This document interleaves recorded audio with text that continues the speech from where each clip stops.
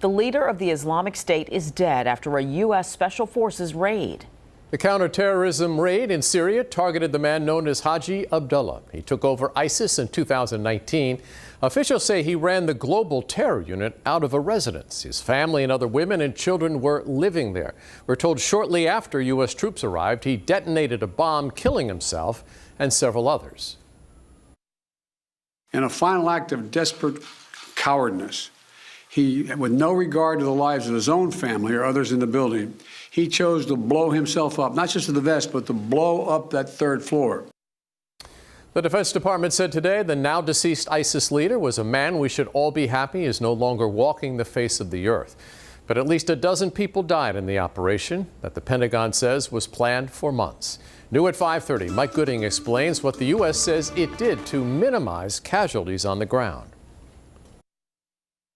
They are still a threat, and we're not. Nobody's taken, a victory lap here. A U.S. Special Operations team that the Defense Department is not identifying landed in helicopters and assaulted a house in a rebel-held corner of Syria. There, after a 2-hour firefight, the ISIS leader was killed.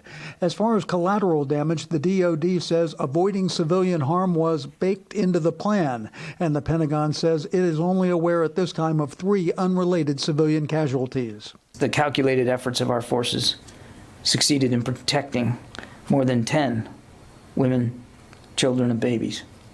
These efforts included a deliberate decision by the president to execute a raid on the location as opposed to an airstrike. Pentagon spokesman John Kirby said the raid inflicted considerable harm upon ISIS. They're leaderless today, and that's a significant blow.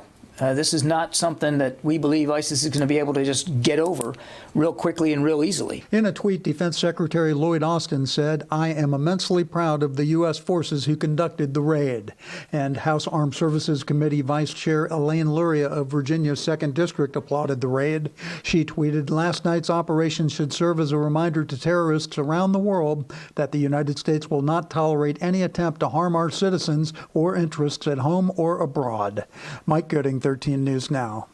The Pentagon says it's going to look into whether any action it took in the raid led to unnecessary loss of life, but they added there is no formal investigation underway.